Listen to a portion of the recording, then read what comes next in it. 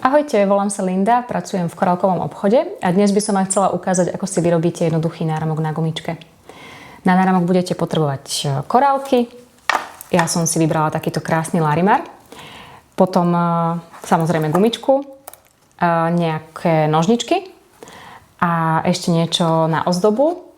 Môžete si vybrať korálky alebo prívesky z rôznych materiálov. To si ukážeme neskôr. Poďme na to. Korálky si vyvlečieš do nejakej myštičky. Ja som si vlastne pripravila takúto podložku na korálkovanie, ktorá je veľmi praktická, lebo má rôzne priečinky a tam si môžeš dať korálky, aby si mala v nich prehľad. Budeš potrebovať gumičku, to už som vravela. Ja som si vzala takúto, kódik uvidíš vo videu. Je veľmi prúžna, je veľmi príjemná, dobre sa s ňou pracuje. Je to jedna z tých hrubších gumičiek, čo máme. Dobre sa navliekajú s ňou takéto väčšie kamienky, 6, 7, 8 mm. A len ju treba navliekať potom dvojmo a to si všetko ukážeme. Larimar som si postupne začala navliekať, korálku po korálke. Robím to ručne, nepoužívam navliekaciu ihlu. V tomto prípade je to úplne nepotrebné, si myslím, pretože korálky sú veľké, majú dosť veľké dierky a navliekajú sa naozaj príjemne a ľahučko.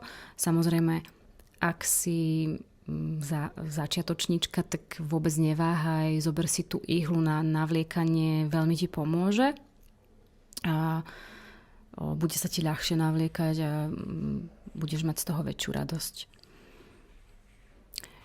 Medzi korálky som dala nejaké ozdobné, strieborné, medzikusové korálky.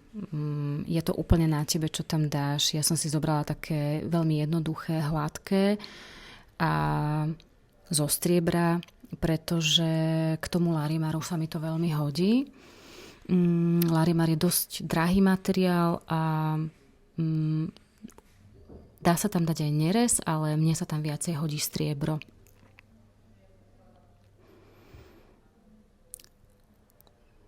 Náramok ako vzniká, tak vlastne môžeš si ho takto pekne na tej korálkovacej podložke rozložiť a vidíš tam ten vzor, ktorý si navliekala. Je to fakt, hovorím, je to veľmi praktické a vlastne môžeš si to pekne rozložiť, premyslieť, ako často si tam budeš dávať medzi to tie druhé koráločky.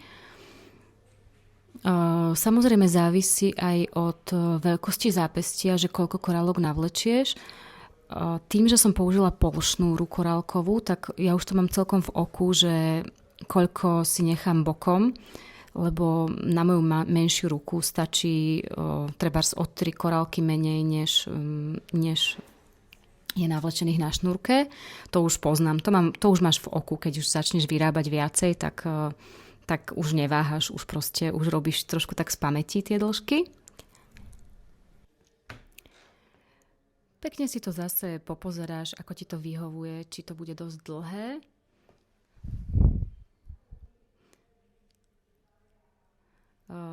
Náramok by si už v tomto momente chcela ísť zaúzliť. Ale, pozor, veľký strakovský trik. My si tu navliekame náramky dvojmo. Respektíve učíme vás, aby ste si ich navliekali dvojmo. Je to preto, lebo táto gumička je taká viac vláknová. Je to taký typ, ktorý je veľmi prúžny a taký mäkší akoby. A tá gumička je veľmi fajn, je poddajná, dobre sa s ňou pracuje, ale pri týchto väčších korálkach, ktoré majú väčšiu ťaž, tak pri nich je lepšie dať si ten návlek dvojmo. Náramok je potom oveľa pevnejší, lepšie to drží spolu, drží to lepšie tvár a vlastne môžeš tie 8 mm korálky navliekať na tú ruku stále. Ten náramok je potom pevný, je to oveľa výhodnejšie spraviť si ten dvojitý návlek.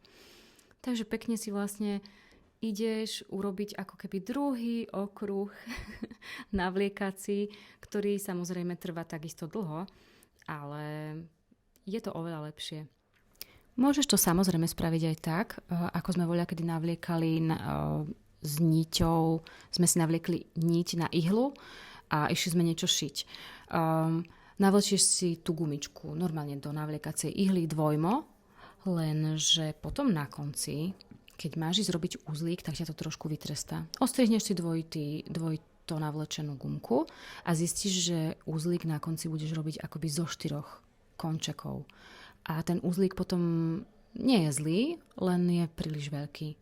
Takže preto my stráky vás učíme trošičku inak navliekať. Korálku po korálke zase druhý návlek, prácnejšie, ale bude to na konci oveľa estetickejšie, krajšie. Uzlík bude jemnejší a môžeš si tak urobiť jeden skúšobný náramok a naozaj hneď pri prvom to uvidíš. Korálky si trošičku vytláčam. Určite ste si to už všimla. Je to pretože vlastne prstami si potlačím tú korálku a ja si vlastne vo vnútri natiahnem tú gumičku alebo ten elastický silón a vlastne tým pádom viacej miesta mi zostane v korálke. Je to taký malý trik, ani neviem, či som to vôbec niekde voľakedy videla, alebo to robím len tak prirodzene, ale veľmi mi to pomáha pri menších korálkach, pri takých, kde sú také užšie priestory, dostať sa vlastne do tej dierky dvojmo. Pekne si to ponavliekáš.